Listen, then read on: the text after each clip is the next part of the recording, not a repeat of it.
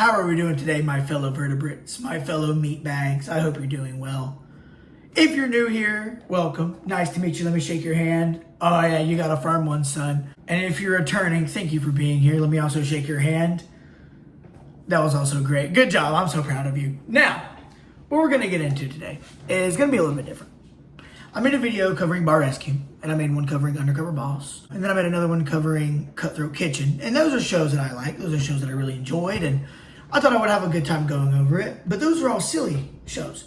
Those all have a goof factor to them. They all have a silliness to them. And that's what I love about them. You know, I love the silly. I love the goof. I'm here for a hee hee ha ha hoo guffaw chuckle. However, there's a serious, more sinister side to me. And today we're going to be reading some stories off of the famous Reddit website. Now you might consider these silly because I'm going to be going over some of these subreddits such as Glitch in the Matrix, such as ghost stories, true scary stories. I myself have experienced quite a few paranormal experiences. I've had quite a few of them, and I wouldn't say I'm fully a believer at this point, but I've seen too much to say that it doesn't exist, right? Like, I've had too much happen to me for me to sit here and say that none of it's real, none of it exists. But I don't see how this many people could all talk about, you know, their paranormal experiences, their scary experiences with otherworldly, supernatural, you know, paranormal, you know, stories. Paranormal? Hey, don't hate on Paranorman, though. Let's hear it for Paranorman and Leica Studios. Anyway, like I said, I want to go over some of these stories with you, and maybe, just maybe, if this video does well, I will share my personal experiences with you guys. Because, you know, my personal experiences, I want to go ahead and state this too. My paranormal experiences aren't even the greatest. They're not the most wild stories out there. They're not the craziest stories you'll ever hear. But I do have a few that I like to share, and I do think some of them are kind of crazy. Not gonna lie, they're kind of crazy. They're kind of wild. But I've heard way worse, way more scary, way more freaky, way more spooky, way more ooky, you know, stories than the ones I have. And that's completely fine. You know, it's not a competition to see who can get spooked and scared the most. One of my favorite subreddits going into this that I've read from is A Glitch in the Matrix. Because A Glitch in the Matrix, it's not like supernatural stuff. It's not, you know, paranormal ghost stories necessarily. But it is things of like, well, it tends to be stories like, I experienced this. I know this happened. I watched this happen with my own eyes. And now all of a sudden, it's not true. It didn't happen. It just doesn't exist anymore. And to me, that's almost more freaky than seeing, you know, Casper flying around my living room or throwing spoons or, you know, what have you. Because when it comes to things like this, how can you explain it? And that's really what the subreddit is about. You know, that's what it literally says in the description. Eyewitness events that cannot be explained with critical thinking. Now, we know critical thinking might be hard to come by nowadays. I'm not going to lie to you. I get it. It might be hard to come by these days. The Glitch in the Matrix subreddit is here for people to post their experiences and things that really had them messed up, or, you know, just really thought-provoking stuff that happened to them that they really can't explain. And they're just looking for somebody to answer their question for them. All right, so our first story was posted 4 years ago. 4 years ago. Our first story was posted 4 years ago by a user named LiquidGold83. The title is, I died last night, ... but I'm still here, period. So this actually happened last week. It just took me some time to come to terms with it. I got a phone call from my next door neighbor late in the evening asking if I can help him move a mattress into his upstairs. His mom is ill and has a big heavy sleep number bed. Of course, ran over to help him because they're great neighbors. I get over there and his friend, who is also a priest, was there to help. I helped him figure out how to separate the mattress from the bed so we could fit it upstairs. We get it all moved up and back in place when my neighbor asks if I can help them move an armoire upstairs too. Pause really quick. I love that word, armoire. I'm going to help you move the armoire, the mahogany armoire. Anyway, I think nothing of it, and we pull it out of his travel trailer and start bringing it up the front stairs of his house. This is where I died. The front stairs are 11 steps. Whoa, that gave me chills. This is where I died? Okay, buddy, hold on. This is where I died. The front stairs are 11 steps. I was on the lower end of the armoire, about 6 steps up, when my neighbor and his friend lose a handle on the armoire, and it comes crashing down on me, and I fall backwards towards the pavement. I then wake up in my dining room to my phone ringing and my wife asking me if I'm going to answer the phone. It's my neighbor asking me if I can help move a bed upstairs for his mom. I go over there and meet his priest friend again, as this had been the first time I met him. I say I can help with the bed, but I cannot help with the armoire. My neighbor was like, how'd you know about the armoire? I then proceeded to tell them I'm pretty sure I just died. I spent the next hour talking with the priest. He had so many questions. My neighbor didn't believe it until I described the upstairs bedroom in perfect detail, down to the metal mattress frame on the floor and the intricate headboard leaning against the wall, and I had never been upstairs in their house before. The priest asked me what I saw after I died. I told him I never actually died.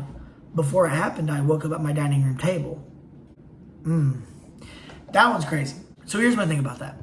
He either had a crazy epiphany, just something surgically implanted that thought into his head and was like, don't mess with the armoire. Like that is going to be your end. Maybe he had a flash of the future, just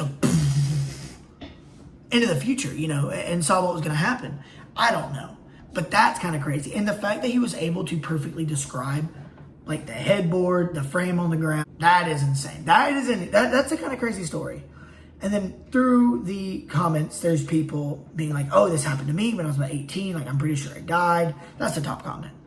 But there's just so many other stories in these comments that are like, yeah, that happened to me. Or like, oh, that happened to my friend. Or I'm pretty sure I shared a similar experience. Or, oh, I know I died and I just came back. That is wild to me. Okay, so that's a pretty crazy one. This one, Glitch in the Matrix, this was posted 3 years ago. It's one of the top stories on the Glitch in the Matrix subreddit. This one gave me chills, but not in like a, ooh, I'm ookie spooky way. It's just like what in the world? But also it kind of makes you think like, what is going on way. So let's read this one. This story was posted on Glitch in the Matrix 3 years ago by a user named Squirrels-Mock-Me, Squirrels Mock Me. And the title is My 5-Year-Old Son Broke Character and Talked to Me Like an Adult. Okay, let's see what she has. Let's see what she has to say. I'm guessing it's a she. Could be a he. I don't know. I don't know why I'm assuming. This happened about 2 years ago and I was so blown away, I took notes and told my wife about it.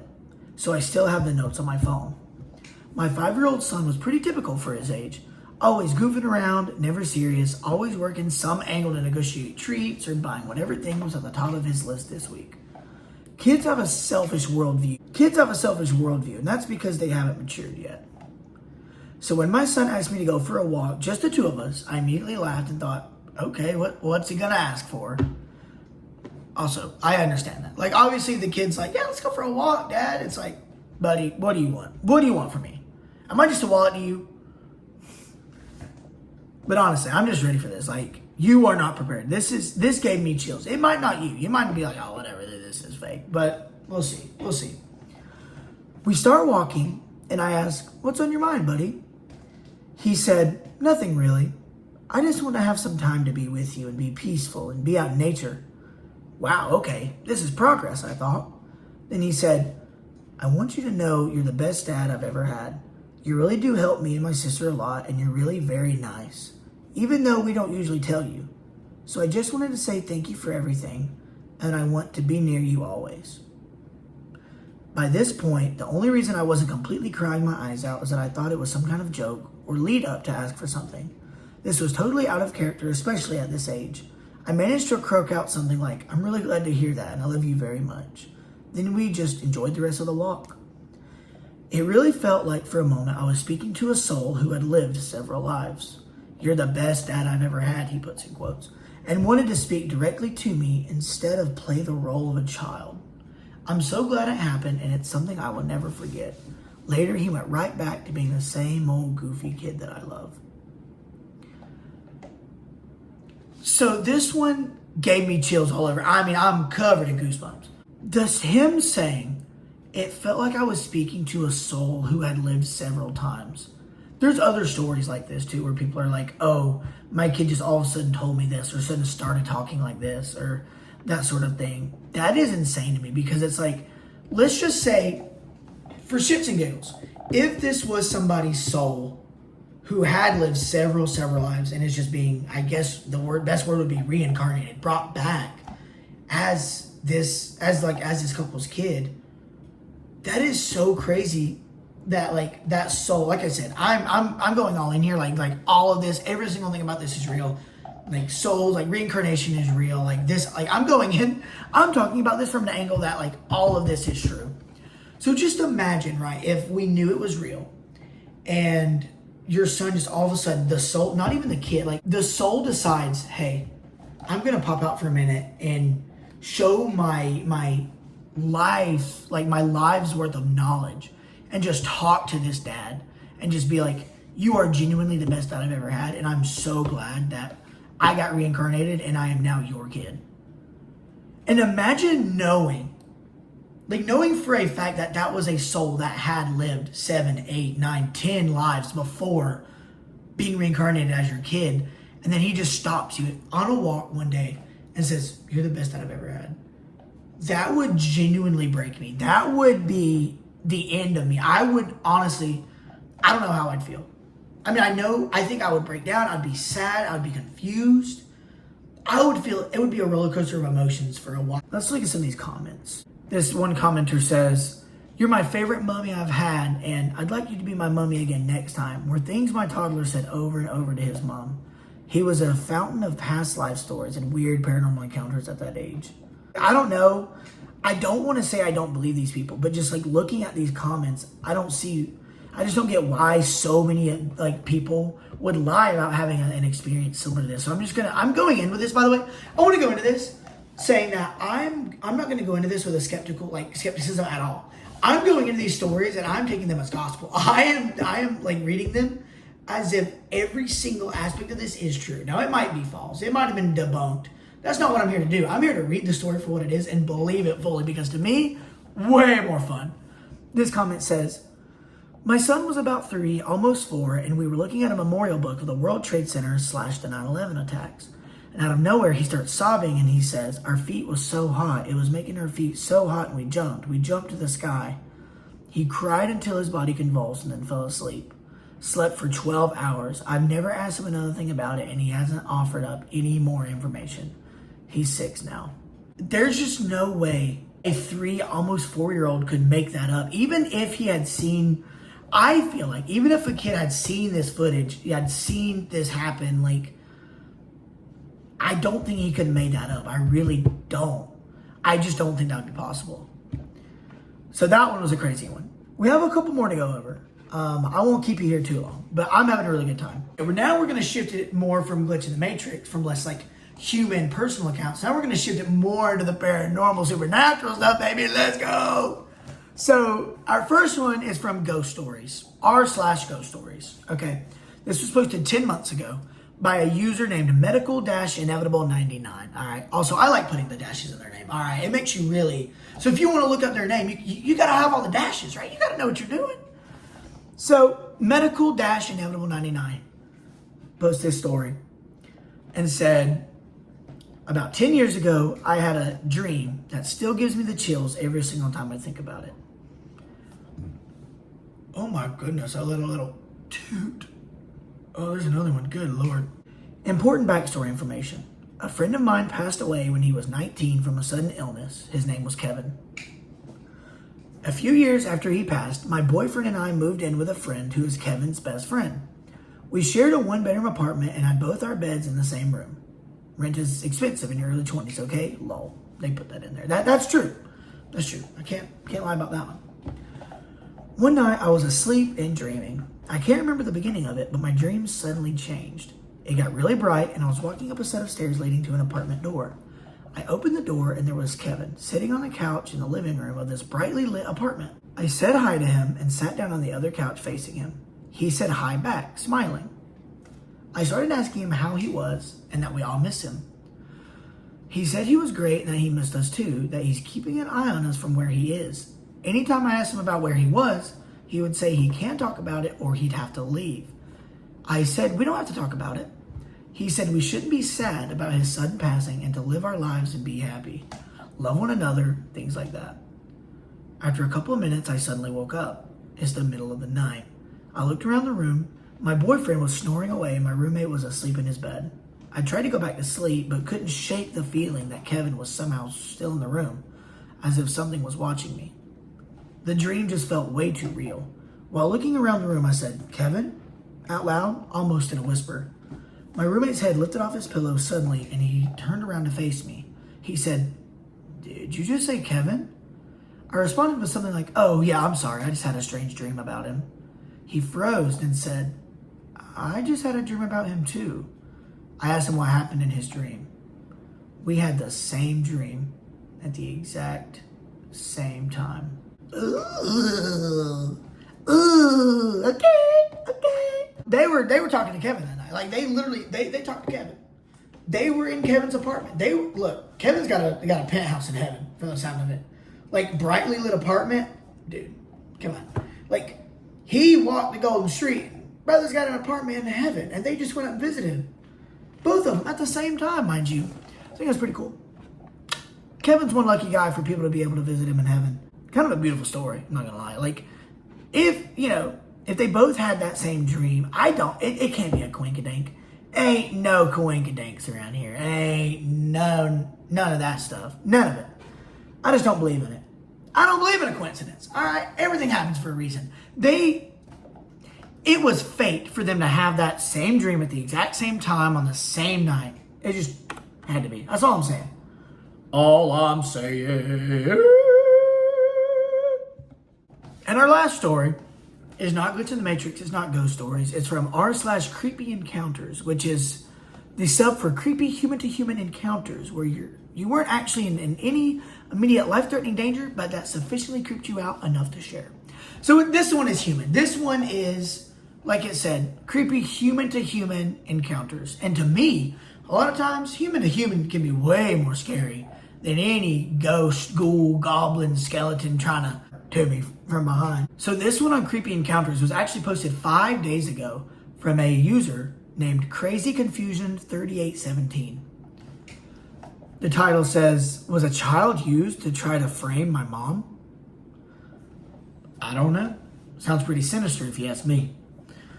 My mom and grandparents used to live in the same town for ages. Grandma's a physician, retired now, and mom is a child psychologist. There's not many stores in our area, so they frequented one. I can't say that word. So they frequented one, and all cashiers knew them very well. So there's not many stores, and they frequented one. They went to one a lot. Just want to clarify that in case I didn't get it through the first time. And all cashiers knew them very well. One winter day, mom went to that store as usual, and a little girl, maybe 8 to 10 years old, approached her and stood next to mom as she was picking something from a shelf. Mom looked at the girl, expecting her to say or ask for something, but the girl just stood there. Mom picked her item and moved to another shelf. In a few seconds, the girl followed, standing silently next to her and looking at the items. Mom moved and lost the girl for a few minutes. Then she saw the girl with a saleswoman. The girl was pointing at mom and saying something. Mom ignored it and went to the cashier, paid, and left the store. When mom returned to the store the next day, the saleswoman approached her and said that the girl was asking them to call police because my mom was acting like a PDF file towards her. They decided to check cameras first without stopping mom, as they knew my mom and family very well, and where we live, etc., and saw that the girl was the one who followed mom around the store and approached her first. Not the other way around. The girl left quickly after confronted. 2 men were waiting for her outside the store. In a few weeks, mom saw the same girl on our street, 2 men on both of her sides, as the saleswoman said. They were passing by very quickly, and our street is almost empty during the day. So mom didn't think it would be wise to confront them. Then mom's never seen her again. ooh, icky. That's a terrible situation because it's like, what are you gonna do? Or what are you gonna do? Smack a little kid? What are you gonna do? Send a little kid to jail?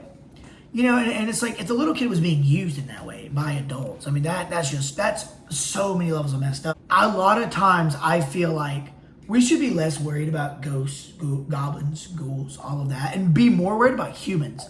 Because humans are the real evil here. Humans are the real bad guys when it comes to a lot of these situations. And it's just a terrible, terrible situation.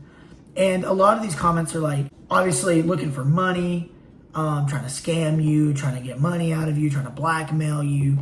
And that's just horrible. Like, I just don't see how anyone in their right mind, well, they're probably not in their right mind, but I don't see how anyone in their right mind could like actually use a child, like an actual child, you know, a minor, a kid, to deal out their bad deeds just to get money from random strangers, just to, you know, do all this bad stuff. I don't understand it.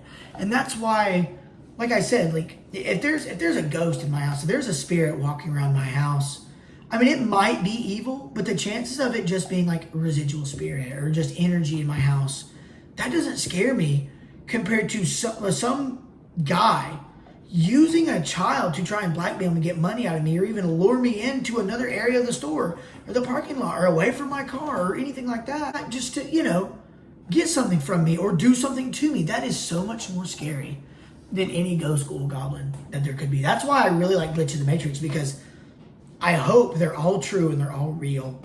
And these are like experiences that people go through, they see that happen to them and that they can talk about. And they're like, I know this happened. I watched this happen. I know it happened for a fact. And some of them, they have evidence. They're like, I have pictures with this guy. I have, you know, this. I went to school with this guy. Or, you know, and it's like, how can somebody have a lifetime of memories with someone that never existed, or have a memory of someone dying and then all of a sudden they're alive and marrying the person that they were married to before they died? Or, you know, something like that. It is wild to me. If you like this video, let me know. I think next time I'm going to go over more supernatural stuff, because today I want to do a more human one, because I love, like, I don't love, but I'm fascinated by true crime. And I'm fascinated with how people can just do the things they do and be okay with, like, and I know they're not in the right mind. I know that. And I know that to be able to do these things to another human being, to enact these things on another human being, you can't be of the right, mentally be all there. You can't be mentally well, and that's perfectly okay.